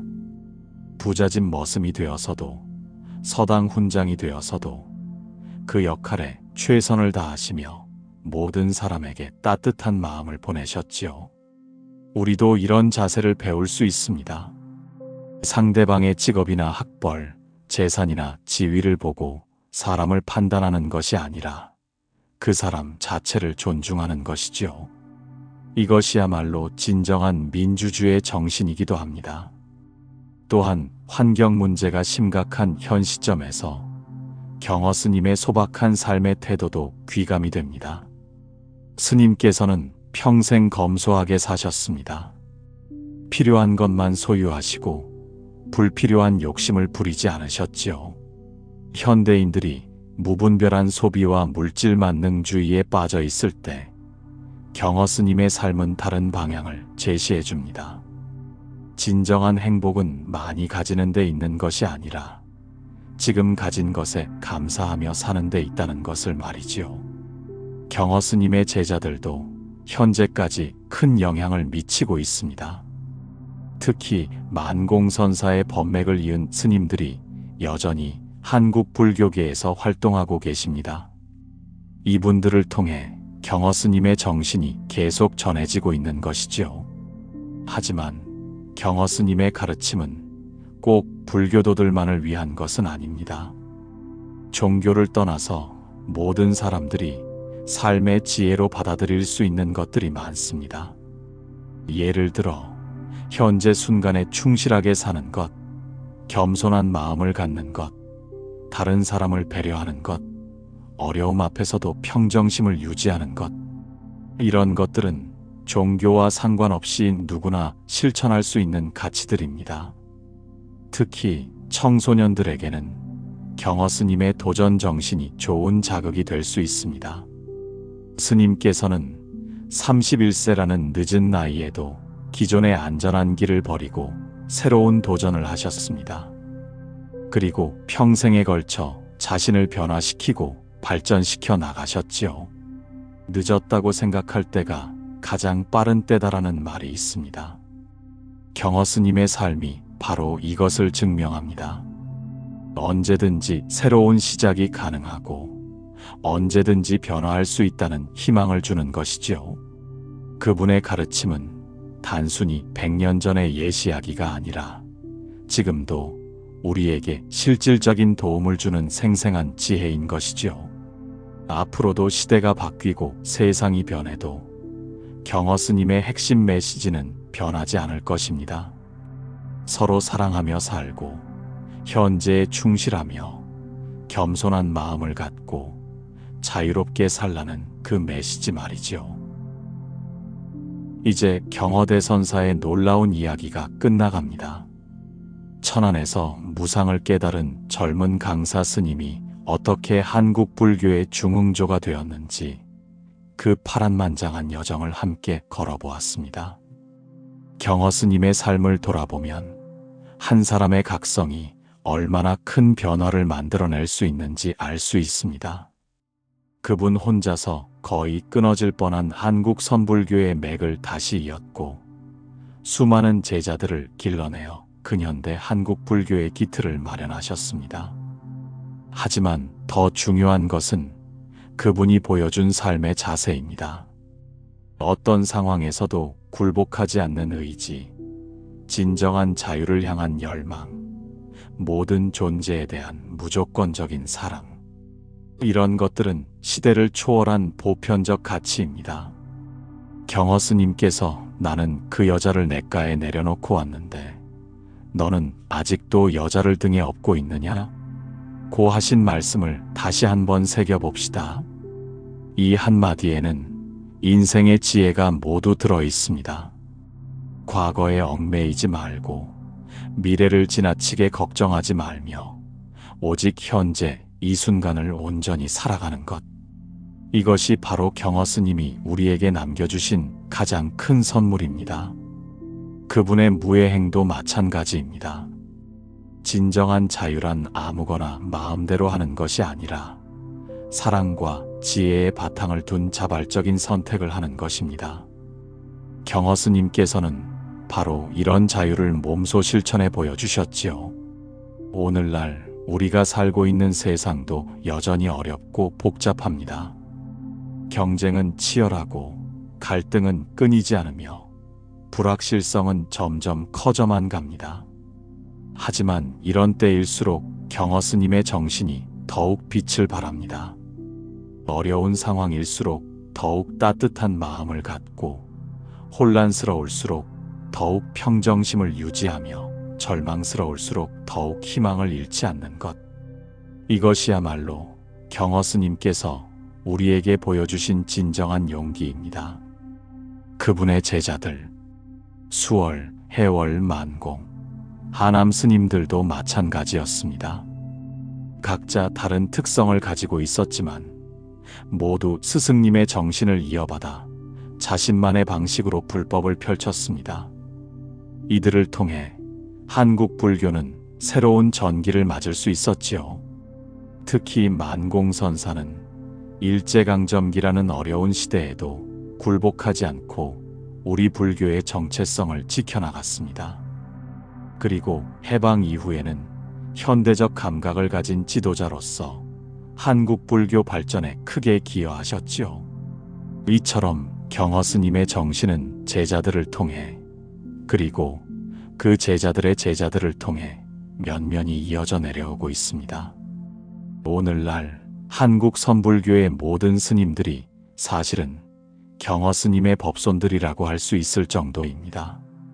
하지만 경허 스님의 가르침은 꼭 출가자들만을 위한 것은 아닙니다. 재가불자들에게는 물론이고 심지어 불교를 믿지 않는 사람들에게도 충분히 의미 있는 메시지를 전해줍니다. 인간으로서 어떻게 살아야 하는가? 진정한 행복이란 무엇인가? 다른 사람과 어떻게 관계를 맺어야 하는가? 이런 근본적인 질문들에 대해 경허 스님은 이론이 아닌 삶으로서 답을 보여주셨습니다. 여러분도 오늘부터 작은 것부터 실천해 보시기 바랍니다. 다른 사람을 만날 때 선입견을 갖지 않기, 어려운 일이 있어도 평정심 유지하기, 과거에 얽매이지 말고 현재에 충실하기, 물질적 욕심 줄이기, 진심으로 다른 사람 도와주기. 이런 작은 실천들이 모여서 우리 사회를 조금 더 따뜻하고 아름다운 곳으로 만들어갈 수 있을 것입니다. 그리고 그것이야말로 경허대 선사께서 진정으로 원하셨던 세상일 것입니다. 마지막으로 경허 스님께서 입적하시기 전에 남기신 임종계를 다시 한번 음미해 보겠습니다. 마음딸 홀로 둥글어 그 빛 만상을 삼켰어라.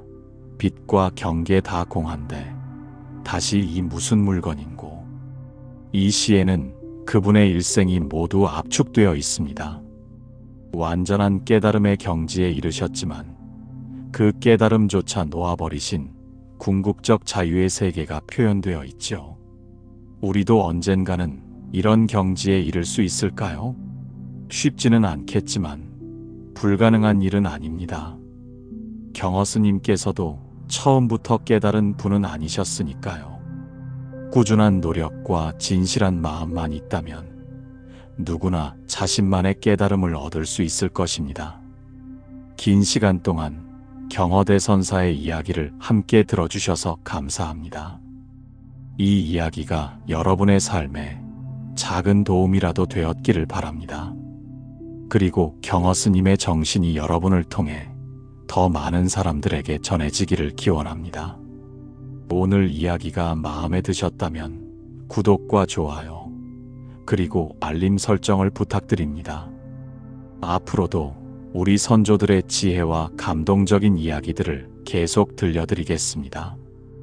여러분 모두의 삶에 경허대 선사와 같은 자유로움과 평안이 함께하기를 진심으로 기원합니다. 감사합니다.